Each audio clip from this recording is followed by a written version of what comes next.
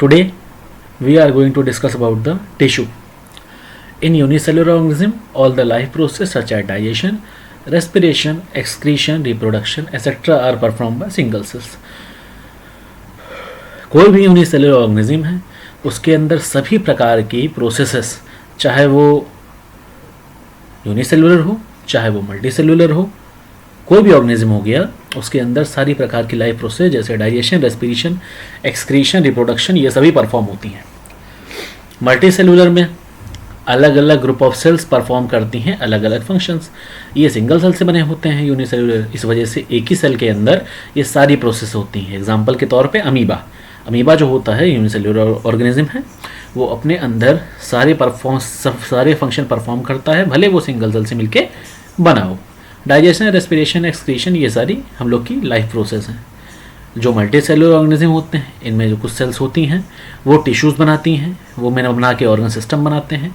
Organ system मिलके वो सारे काम करते हैं, अलग अलग ऑर्गन अलग अलग फंक्शन परफॉर्म करते हैं.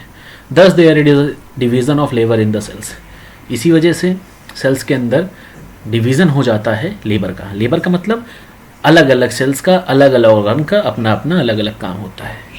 Each tissue is composed of cell that originate from common parent cell and have a characteristic shape, size and arrangement.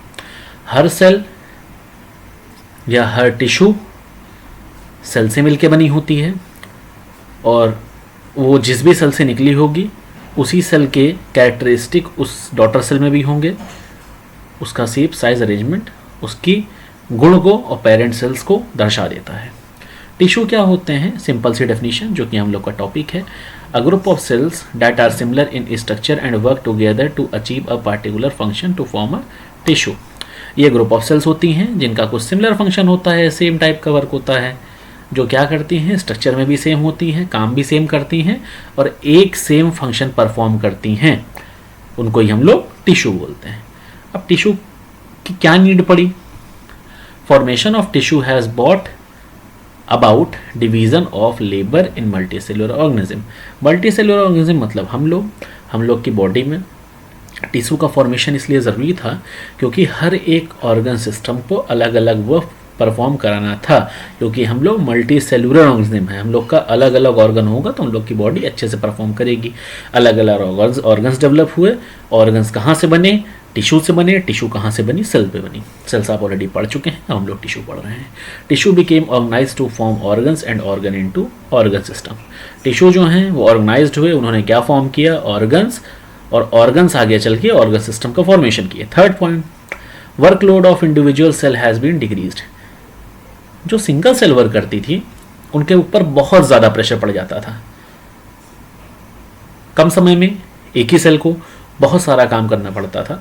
इस वजह से जैसे जैसे हम लोग बड़े हुए, जैसे जैसे कंपनी बड़ी होती है, वैसे वैसे एम्प्लॉयज़ की ज़रूरत पड़ती है, मैनेजर की ज़रूरत पड़ती है, असिस्टेंट्स की ज़रूरत पड़ती है, अलग अलग एम्प्लॉयज़ की ज़रूरत पड़ती है. अलग अलग सेक्शन के लिए उनके अंदर भी एम्प्लॉयज़ की ज़रूरत पड़ती है.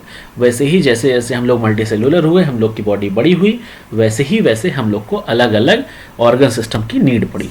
तो ऑर्गन डेवलप हुए जिन्होंने ऑर्गन सिस्टम का फॉर्मेशन किया. इसी वजह से यहाँ ये पॉइंट मेंशन है that workload of individual has been decreased. जो वर्कलोड था किसी भी एक इंडिविजुअल का वो डिक्रीज हो गया. आगे बढ़ें. Due to the improved organisation and higher efficiency multicellular organism have higher survival. Organisation जैसे जैसे इनकी इम्प्रूव हुई, ज़्यादा एफिशिएंसी की इनको नीड पड़ी, ज़्यादा काम करना पड़ता था, ज़्यादा एनर्जी चाहिए थी. एनर्जी बनाने के लिए, कंज्यूम करने के लिए रेस्पिरेशन, डाइजेशन और एक्सक्रीशन ये सभी चीज़ें इम्पॉर्टेंट थी. इस वजह से इन सब फंक्शंस को परफॉर्म करने के लिए अलग अलग प्रकार के ऑर्गन्स हम लोग की बॉडी में डेवलप हुए. यहाँ पे हम लोगों ने इंट्रोडक्शन देख लिया कि टिश्यू क्या था, क्यों ज़रूरत थी, क्या यूनिसेलुलर में क्या नीड होती है सेल्स की, क्या लाइफ प्रोसेस वो परफॉर्म करती हैं, मल्टीसेलुलर में क्या काम होता है, टिश्यूज़ क्या फंक्शन करते हैं मल्टीसेलुलर में, अगर मल्टीसेलुलर में टिश्यू आए तो क्यों आए, उनकी क्या ज़रूरत पड़ी, हम लोग यहाँ पढ़ चुके हैं. Now come on the next question. Types of tissue. यहाँ हम लोग देखेंगे कि टिश्यू को बेसिकली दो पार्ट्स में बांटा गया है. पहला प्लांट टिश्यू, दूसरा एनिमल टिश्यू. एक है प्लांट टिश्यू, दूसरा है एनिमल टिश्यू. अभी के लिए हम प्लांट टिश्यू को डिस्कस करेंगे। प्लांट टिश्यू के अंदर बेसिकली मेरिस्मेटिक टिश्यू पाए जाते हैं और परमानेंट टिश्यू पाए जाते हैं। मेरिस्मेटिक टिश्यू को आगे फर्दर 3 पार्ट्स में डिवाइड कर दिया गया है, apical, lateral that means lateral and intercalary. उसके बाद आता है परमानेंट टिश्यू। परमानेंट टिश्यू को 2 पार्ट्स में बांट दिया गया है, सिंपल परमानेंट टिश्यू जो कि प्रोटेक्टिव और सपोर्टिंग होती हैं, दूसरा complex and compound permanent tissue जो कि कंडक्टिंग होती हैं।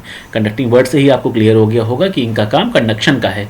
और there are 2 type of cells which help in conductions, या there are 2 type of tissues which help in conduction, they are xylem and phloem. Simple में कौन कौन से आते हैं जो आप हमेशा नाम सुनते हैं? Parenchyma, collenchyma and sclerenchyma. यहाँ पे प्लांट टिश्यू का डिफरेंशिएशन या उनका क्लासिफिकेशन आपने देख लिया। आगे हम इनके डिटेल स्टडी करेंगे, इसके लिए आपको नेक्स्ट वीडियो देखना होगा। Thank you.